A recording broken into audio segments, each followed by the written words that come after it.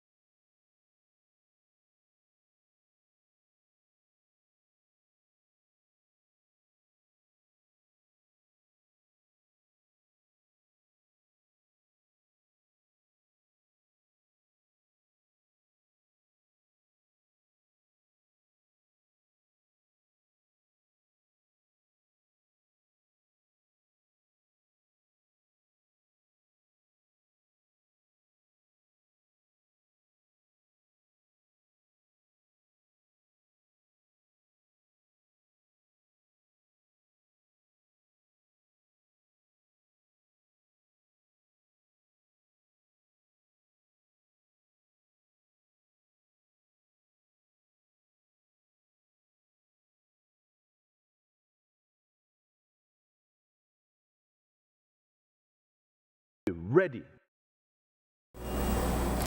Welcome back. With your news, I am Drea Espinosa.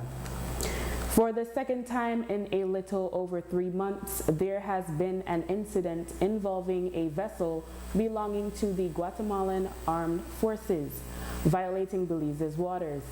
The commandant of the Belize Coast Guard, Rear Admiral Elton Bennett, reported that the sighting occurred at 8:30 this morning. Our patrol at the forward operating base at Hunting Key sighted a Guatemalan Navy nearby. The patrol departed Hunting Key and went in the direction of Ragged Key, which is about 3 miles south of Hunting Key. They encountered the Guatemalan naval vessel within our waters. This was a 65-feet patrol boat that appears to be a hydrography vessel owned and operated by the Guatemalan Navy. Our patrol commander informed the Guatemalan Navy patrol commander that they were inside Belizean waters. There was an exchange back and forth. The Guatemalan Navy stated that they were inside Guatemala. We told them that they were inside Belize. That exchange occurred for about 20 minutes. They then departed, and we escorted them outside of Belizean waters. So that's the extent of the engagement this morning. I know that there were reports of a grounding, and there's also a report of weapons being drawn. None of that is accurate. There were no grounding of any vessels in that area, or no weapons were drawn. There was a verbal communication in between our patrol and the Guatemalan Navy. What is a hydrography vessel? It's a vessel that does research in terms of doing bathymetry surveys and so forth, but it's a naval vessel. Why would they do that? Why does a Navy have that? To chart water. While Bennett did not recall it during our interview, the last such incident occurred in September this year when 2 vessels entered Belize's waters. And by such incident, we mean a Guatemalan naval vessel that is in Belize's waters away from the Sarstoon, primarily when the Belize territorial volunteers are visiting the island. This is the second sighting that we've had in perhaps 2 or 3 years.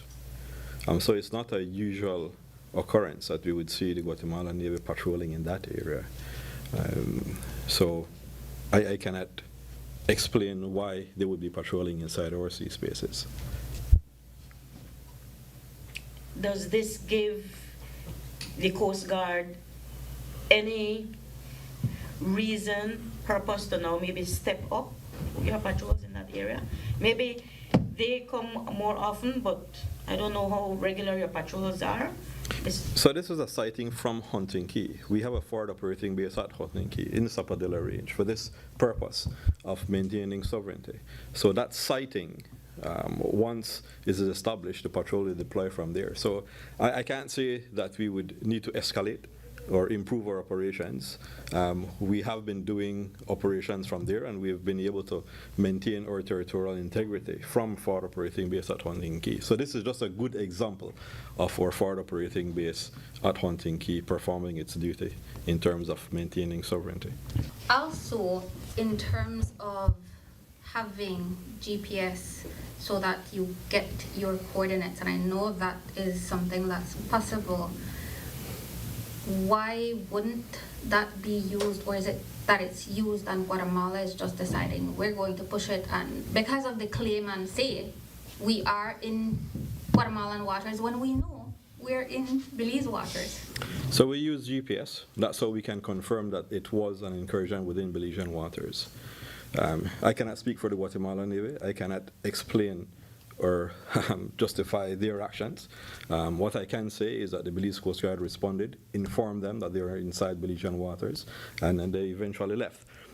So I can't say that they are not using GPS. We weren't aboard their vessel, and they have not communicated to us anything other than what transpired on the ground in terms of communication between the 2 patrol commanders. So you've said that there's going to be a report, and that's normal to be provided to the higher-ups within the ministry responsible for the Coast Guard, for them to then pass that on to the Ministry of Foreign Affairs for a protest note to be issued.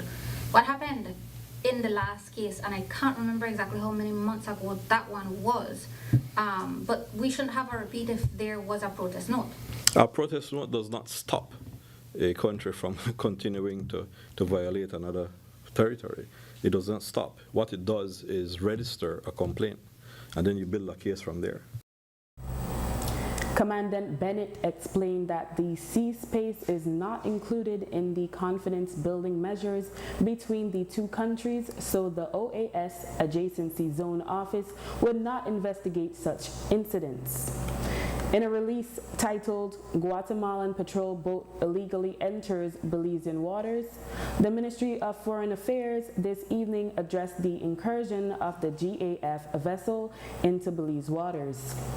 It writes, quote, "The Ministry of Foreign Affairs and Foreign Trade will strongly protest the illegal incursion by the Guatemalan patrol boat into Belizean waters and will call on the Guatemalan authorities to dissuade their armed forces from continuing to traverse into Belizean waters without authorization from Belizean authorities. The Ministry of Foreign Affairs and Foreign Trade will continue to engage with the Ministry of Foreign Affairs of Guatemala to insist that its armed forces respect the maritime and territorial integrity of Belize and its internationally recognized borders," end quote. The Belize Coast Guard is expected to have its own multi-million-dollar coastal patrol vessels sometime in 2025. A tender was submitted earlier this year for the acquisition of two 25.6 to 33.5 meter vessels that would have 500-mile range and would allow patrols into our exclusive economic zone. Documentation was to be signed by the end of this year, but there has been a bit of delay in the tender process. We had a tender out earlier this year. We decided not to accept any of the submissions that were made. They did not meet our criteria. So we went back to the drawing table, and we're going to retender to try to get the best that we can. So we will be sending out a tender again for that. And that's local tenders? No, those are international tenders. So what may have led to, is it the cost, it was above your price range, or, because it's 10 million Belize? So this is a $8 million tender, and the submission that were made from the shipyards did not satisfy our needs. Therefore, we decided not to accept any of them, but we will be retendering again. Specifications in a sense as to what the vessel should have? Yes. Okay. And costs as well. Last week, there were reports of concerns from soldiers in the Belize Defense Force that they were nearing deployment to Haiti, potentially as early as January 2025, to join the Multinational Security Support Mission, MSS. The United Nations and the United States have said this will help bring stability to the Caribbean nation, but groups in Haiti and abroad have advocated for the Haitian people to find their own solutions without interference from outside forces. The Belize government has committed to send around 50 members of Belize's security forces to join the MSS. 2 senior officers went ahead and are currently in Haiti. The reports we were getting are that the Belize soldiers do not believe they were going to get the allowances that are due to them for such a mission. Today, So we have committed to supporting with personnel for Haiti. So then, in the case of the soldiers, we have heard complaints that, for instance, the allowances that they are due are not being met. But I'm not sure, I haven't heard anything about elements of the Coast Guard complaining. Therefore, I can't speak to it. So you're that, so then. So I have received no complaints about any promises. Listen, our sailors have not yet deployed. So I am not aware of any complaints about allowances. However, the government has insisted that certain needs and certain requirements must be met, and your sailors must be content with what they are being offered to go out there.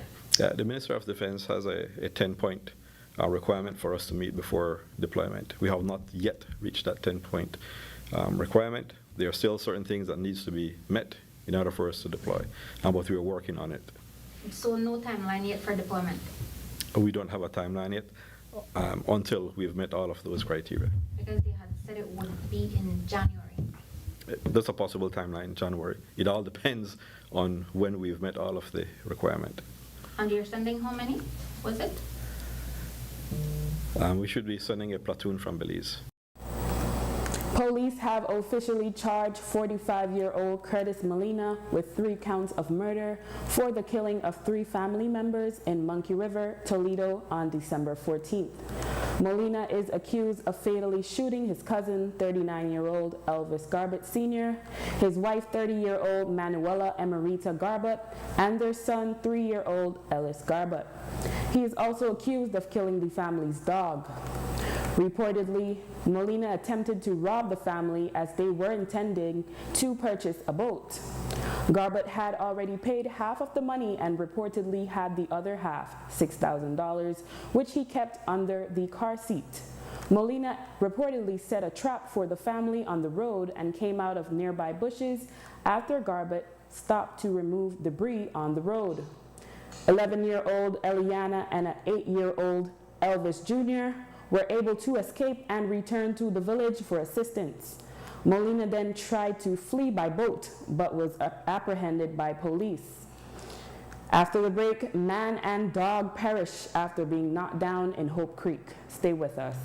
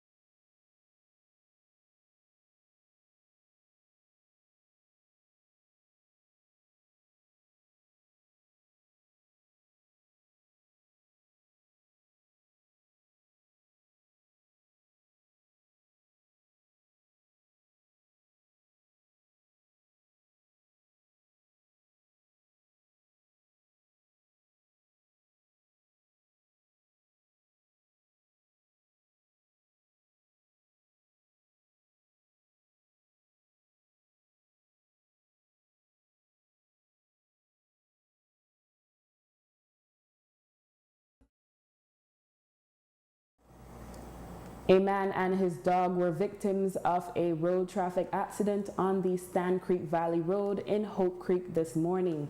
According to witnesses, the two were knocked down by a white truck and later died at the scene. The man has so far only been identified as Jose. Reports are that he is not originally from Belize and has no family here. Police are investigating.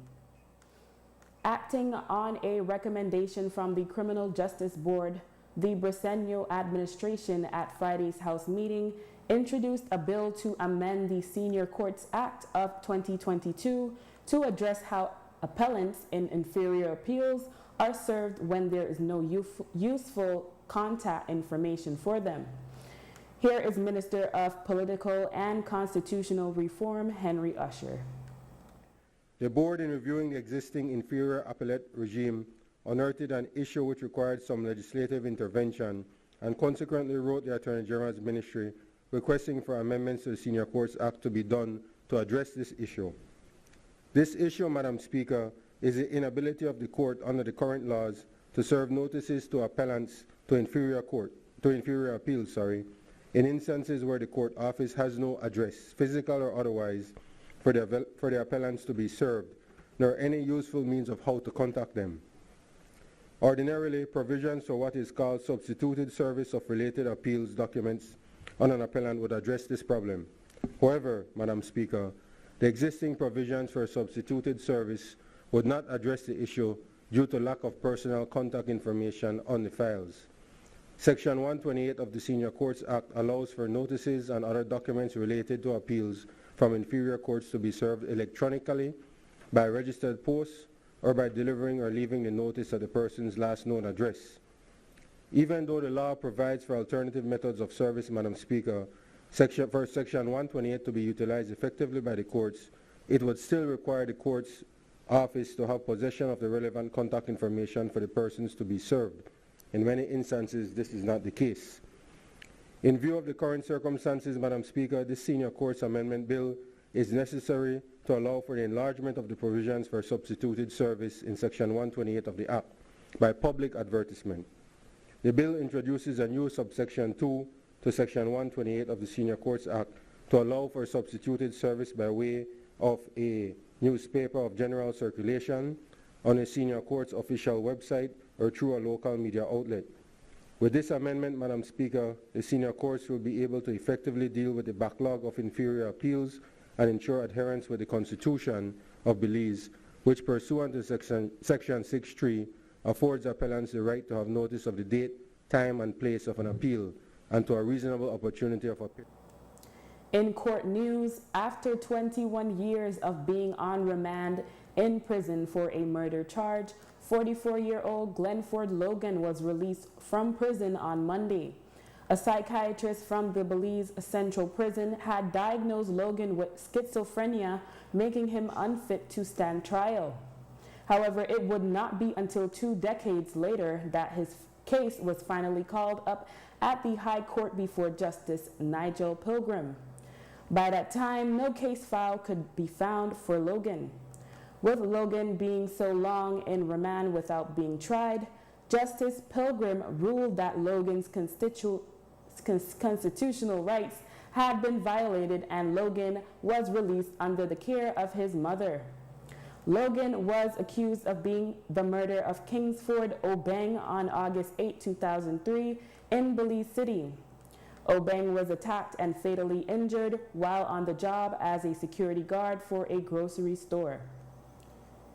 Minister of State in the Ministry of Education, Culture, Science, and Technology, Honorable Dr. Louis Zabani, on Friday addressed the OAS Inter-American Council for Integral Development's 7th meeting of ministers and high authorities of science and technology. That took place in Washington, D.C. over a 2-day period. The meeting is the highest forum in the Americas for the design and execution of public policies, as well as establishing alliances to help develop areas of science, technology, and innovation. The focus this week was on artificial intelligence, AI. At the end of the meeting, the ministers and high-level authorities adopted a declaration and action plan focused on the safe, secure, and trustworthy development and deployment of AI in the Americas. In his speech, Dr. Zabanet reported that Belize is developing a first-ever national science, technology, and innovation strategy and action plan with assistance from the IDB, Taiwan, and South Korea. In essence, we wish to lead there rather than leapfrog, and to reverse the brain drain. You heard it here first, lead there. We appreciate very much this opportunity to share our experiences and to learn from the many ideas and initiatives shared at this meeting. We recognize the need to train our policymakers, our public servants, and other relevant stakeholders on the benefits and risks of AI. Our investments in transforming our education system, which is a challenging work in progress, is aimed at providing the competencies to our graduates to bring greater levels of productivity to our economy, build our social cohesion, strengthen our institutions, and sustainably manage our environment, all aimed at the sustainable human development of our country. And we certainly look forward to collaborating on these important ideas, initiatives, and programs. The United States is contributing $1.1 million US in grant funding to the development of the AI framework that will be spearheaded by the OAS Executive Secretariat for Integral Development. It is expected to bring together decision makers from governments, the private sector, and academia in the Americas. Apart from the policy and institutional frameworks, there will be a focus on good practices and key actions, as well as AI standards, development, and skills building and training. This will include, quote, identifying, assessing, and documenting good practices and key policies, regulatory and institutional actions to successfully deploy AI, mitigate risk, minimize negative impacts, and amplify positive outcomes, end quote, as well as certifications on AI. While Dr. Zabani was in Washington, Minister of Education Francis Fonseca traveled to Japan to attend the 8th Japan CARICOM Ministerial Level Conference. Fonseca met the Japan Foreign Minister Takeshi Iwaya, as well as the Vice President of GICA, Miyazaki Katsura. According to a post on social media X by the Ministry of Foreign Affairs, they discussed exploring new areas of cooperation. After the break, tomb burglarized in Benkei Cemetery. Stay tuned.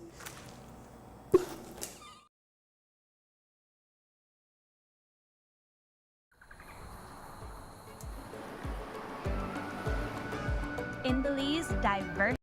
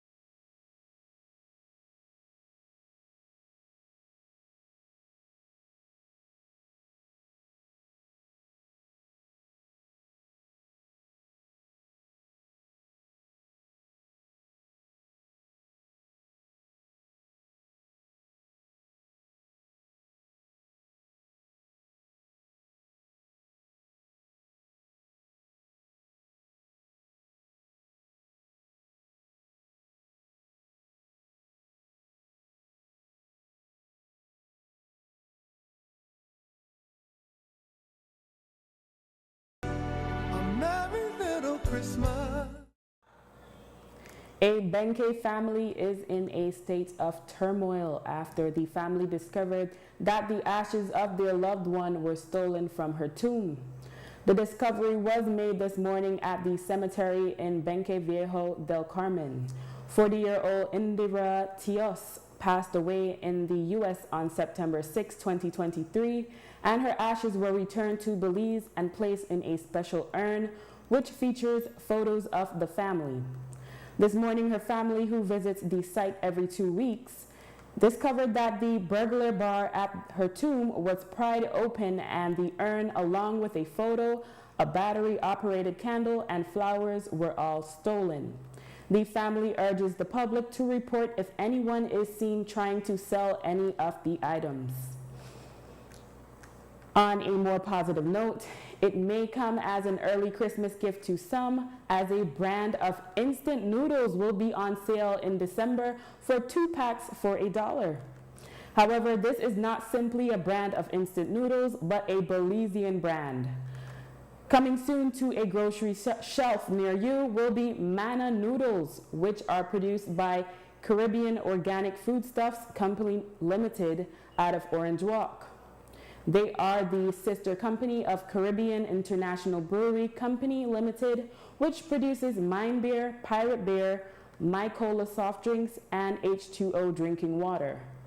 Fortunato Noble, Communications Director for Caribbean Organic Foodstuffs, spoke more of the new product and how its production helps the local economy. The noodles started producing in last week, Thursday. It took some time to set up.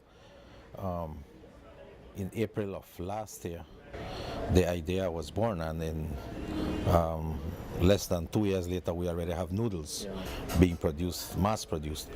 Now, in Belize, we know that noodles is one of the commodities that is in high demand, so to speak. A lot of people consume noodles.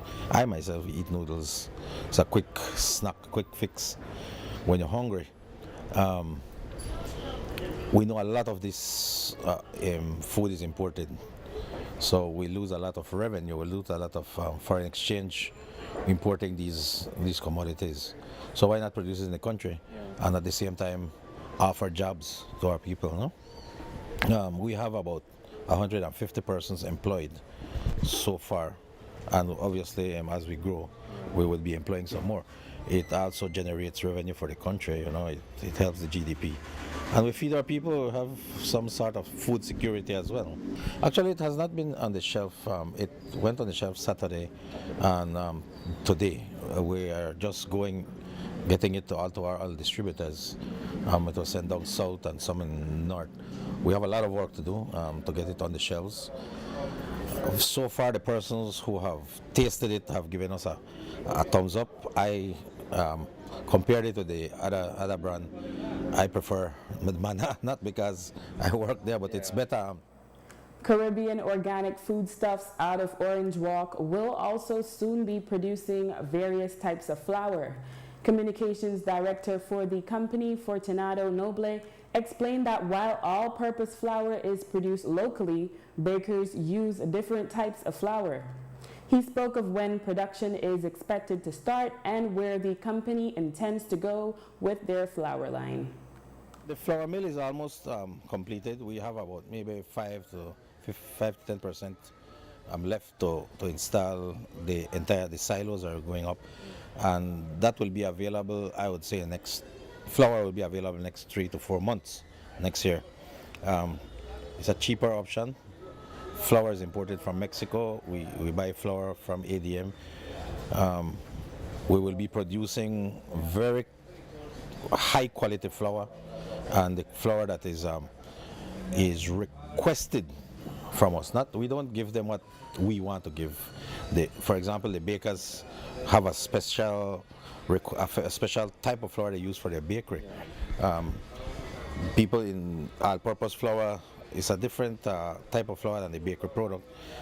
So we go with what people want. So we give you something, and you don't like it, tell us how to adjust it, and it will happen.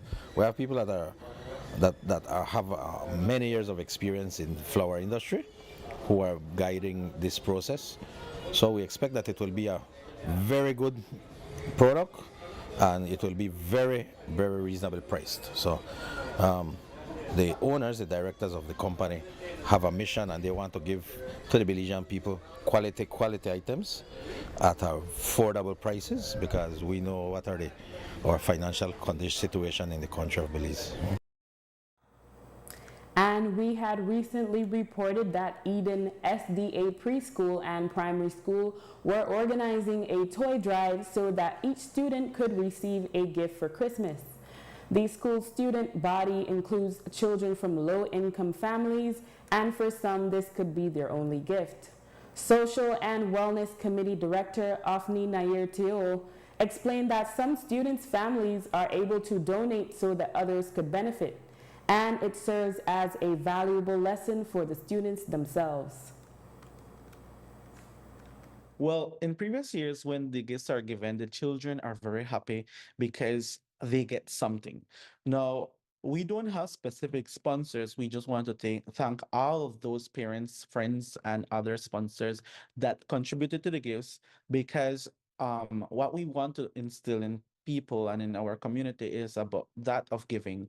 And when we do this is when we go ahead and we instill in parents to give a gift.